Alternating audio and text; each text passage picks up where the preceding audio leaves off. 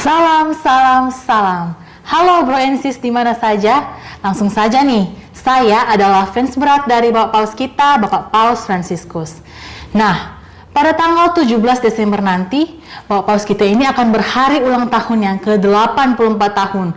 Wow, sungguh umur yang panjang bukan? Nah, mari kita intip keseharian dari Bapak Paus kita lebih dekat, lebih cermat bersama Bapak Pastor Terry Ponomban. Viva il Papa, Viva il Papa. Pastor, kalau boleh Tingkan tahu nih, apa sih Viva il Papa itu? Yang Tingkan tahu sih cuma skincare doang, Pastor, tidak Viva.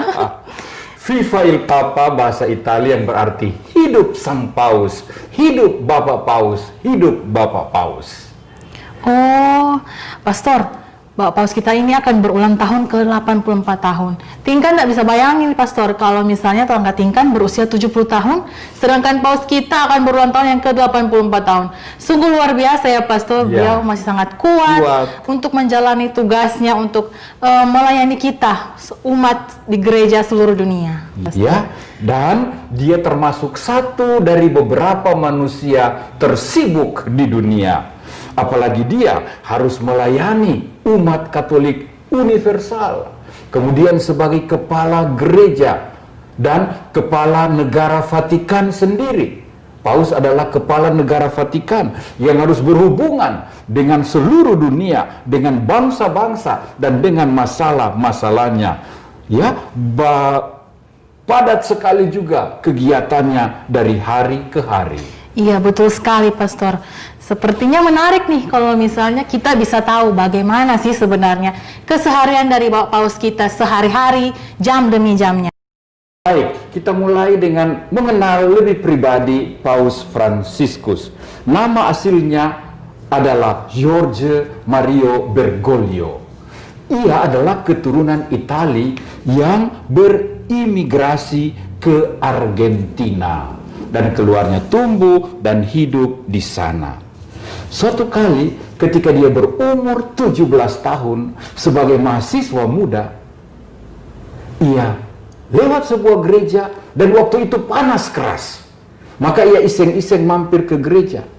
Ketika dia sementara dalam gereja, dia lihat ada antrean orang mengaku dosa. Dan dia bertanya dalam hatinya, jika mereka mengaku dosa, mengapa saya tidak? Dan pada saat pengakuan dosa itu, dia mendapat bimbingan dari pastor yang memberikan pengakuan padanya, dan dia mendapat sentuhan. Saat itu dia memutuskan dia ingin menjadi imam. Bulan Desember ini dia merayakan pesta imamatnya yang ke-51 tahun.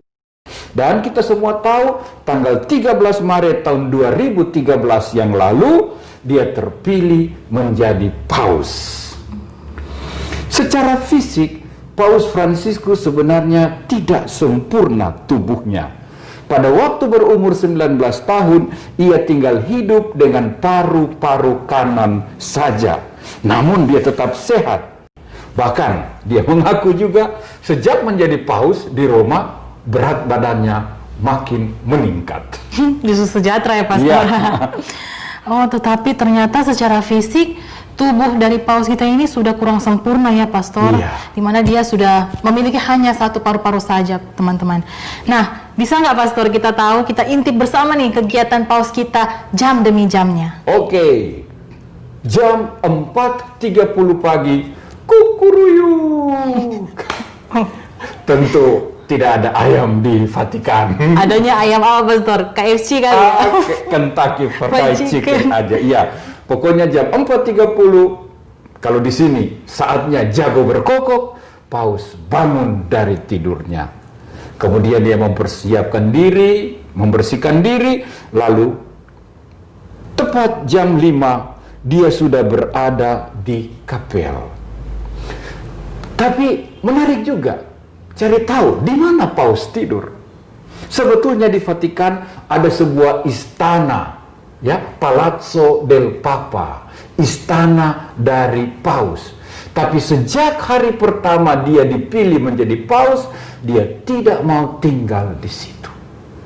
Dia memilih tinggal di Casa Santa Marta, sebuah apartemen yang dikhususkan bagi para uskup kardinal dari luar negeri yang datang berkunjung ke Roma untuk rapat, untuk audiensi, atau untuk kepentingan lain.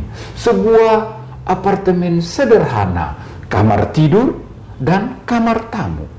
Dia memilih tinggal di situ, katanya juga karena di kiri kanannya ada uskup, ada tamu dari mana-mana, sehingga ia bisa bercengkerama, dia bisa bersalaman, dia bisa berada dengan orang lain.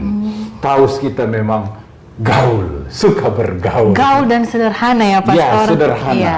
Dia menghindari istana Paus. Iya, benar sekali, Ya. Pastor. Nah, kalau sesudah bangun tidur nih, Pastor, Ya. apa biasa yang dibuat oleh Bapak Paus kita? Olahraga mungkin, jogging? Dia tidak terlalu suka ya olahraga atau jalan-jalan di taman, walaupun di situ ada satu taman yang indah. Katanya dia lebih suka di kamar dan bekerja. Oke, jam 4.30 dia bangun, jam 5 pagi dia sudah berdoa. Ya Allah, bersegeralah menolong aku. Ia sudah mendaraskan doa pagi di kapel. Dia doa pribadi, bacaan rohani, meditasi pribadi, mempersiapkan misa yang akan dipimpinnya. Jam 5 sampai jam 7. Jam 7 tepat, ke depan altar aku berlangkah. Paus memimpin misa. Paus memimpin misa sendiri.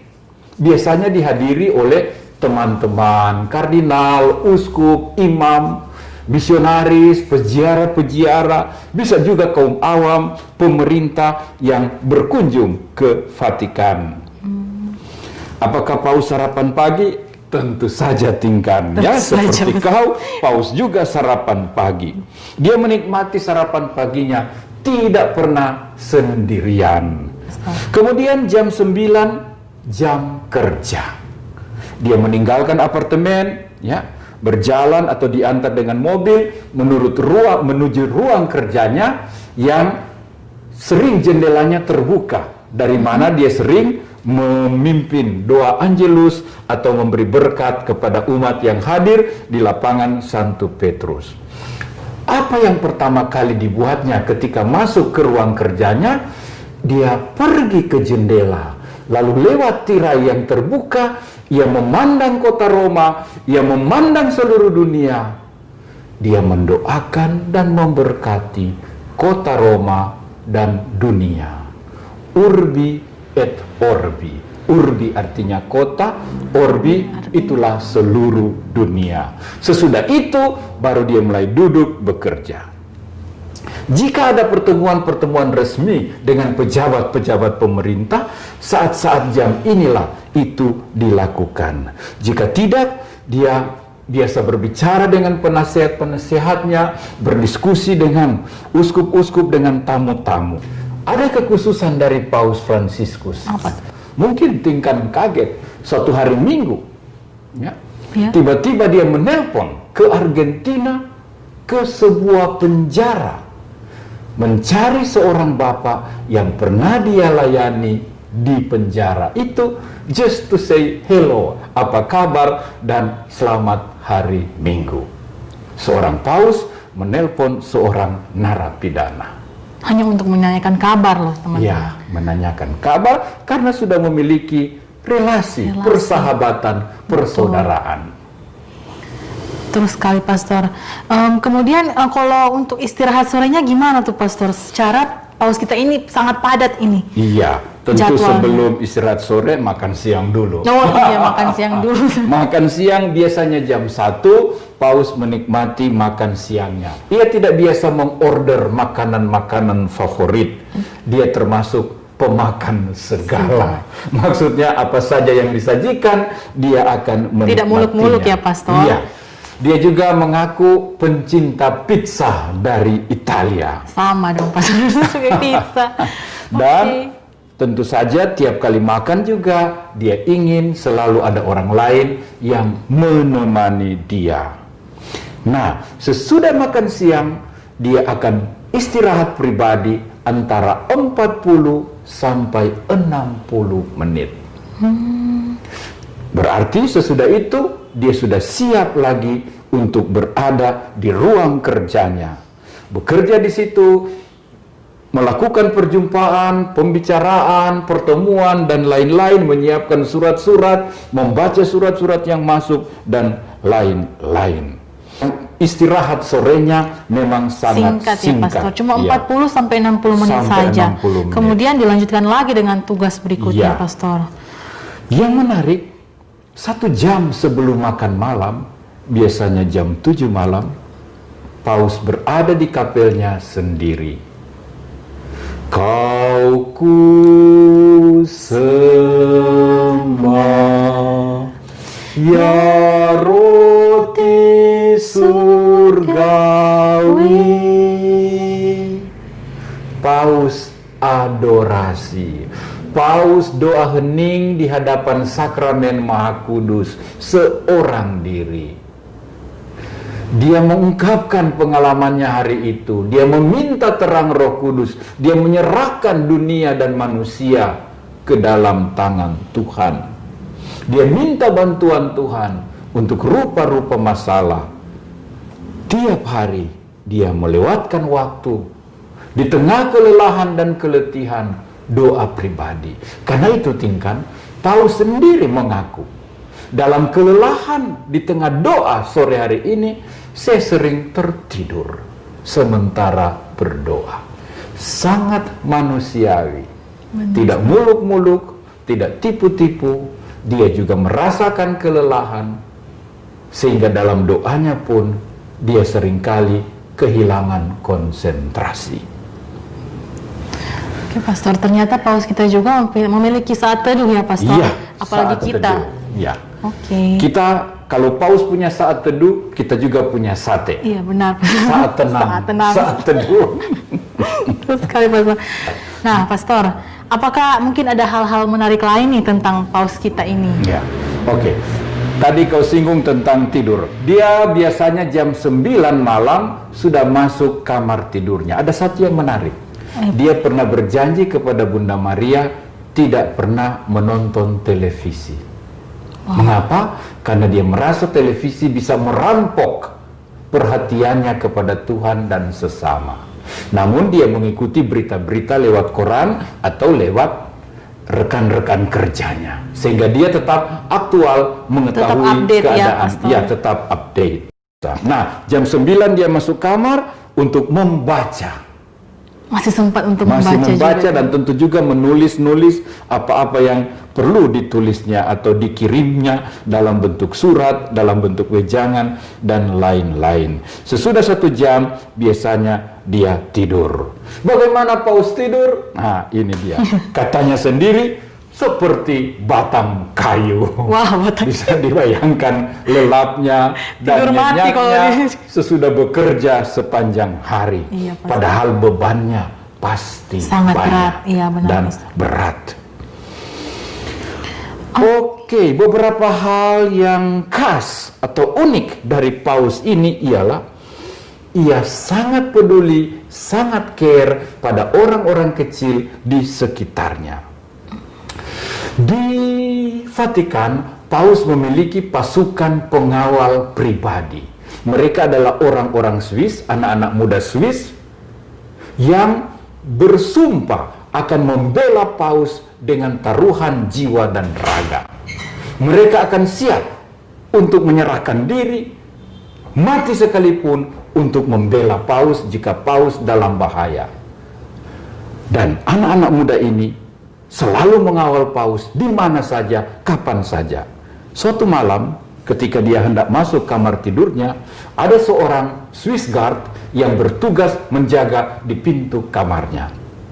Paus menggoda dia dan berkata, "Ayo, mari kita minum kopi bersama." Tentu saja penjaga ini kaget. Menolak, tidak bisa. Nanti komandan saya marah. Lalu Paus katakan dengan bergurau, "Kalau kau punya komandan tahu siapa yang memanggilmu minum kopi, dia pasti tidak akan marah." Maka pengawalnya itu tidak berdaya dan ngopi bareng bersama Paus Fransiskus. Pastor, saya juga jadi pengen nih Pastor kopi-kopi bareng Paus. Tapi ya sudahlah, kita ngopi-ngopi bareng Pastor. Oke. Sajalah kalau begitu. Siap. Oke. Ya. Terus masih tentang Swiss Guard. Pernah satu kali Paus mengetahui bahwa ada seorang pengawal pribadinya yang akan melangsungkan sakramen pernikahan. Namanya Luca Schaffer, seorang Swiss. Calon istrinya Letizia Vera. Mereka sudah berdandan, mereka sudah berarak, berprosesi dan menunggu di pintu gereja untuk misa pemberkatan. 1 menit terlambat, 2 menit menunggu, tiba-tiba dari sakristi muncul. Siapa gerangan? Paus Fransiskus datang menjemput pengawalnya, memberikan mereka berkat dengan air kudus dan mengundangnya masuk ke dalam gereja. Paus sendiri akan memimpin misa perkawinan. Luca dan Letizia hampir terpaku di tanah, maju saja seolah tak mampu melangkah. Mereka kaget, surprise, penuh linangan air mata bahagia dan surprise. Wah, luar biasa ya Bro Ensis cerita dari Bapak Paus kita ini. Ya. Nah, semoga Bapak Paus kita sehat sentosa selalu dan kuat untuk mengemban tugasnya. Nah, Pastor, Tinkan seringkali merasa sedih. Bukan cuma Tinkan, mungkin seluruh umat di seluruh dunia merasa sedih kalau Paus kita ini seringkali dicemooh atau dibully, bahkan memiliki banyak musuh, Pastor. Benar sekali. Di satu pihak ia dicintai dan dibutuhkan banyak orang. Di pihak lain ada saja orang yang suka membuli, mengejek, membenci, bahkan memusuhi dia. Tapi itulah resiko dari panggilan mengikuti Kristus. Ada salib yang harus dipanggul. Ia harus menjadi kepala gereja universal. Ia harus menjadi kepala pemerintahan. Dia harus menjadi pemimpin dunia. Tidak mudah dan tidak gampang. Maka kita bersyukur di usianya yang ke-84 tahun ini, dia tetap segar, fresh, cerdas, dan mampu memimpin gereja. Semoga Tuhan memberi berkat istimewa, berkat doa-doa kita semua. Terima kasih banyak. Paus kita dapat menunaikan tugasnya dengan baik, dengan luar biasa, all out, maksimal, dan optimal. Viva il Papa.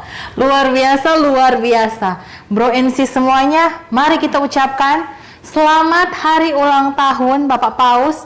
Tuhan sertamu. Viva il Papa, viva il Papa. Doa dan cinta kami bagimu. Happy birthday To you, Happy birthday to you, Happy birthday, happy birthday, happy birthday to you. Viva il Papa, Viva il Papa.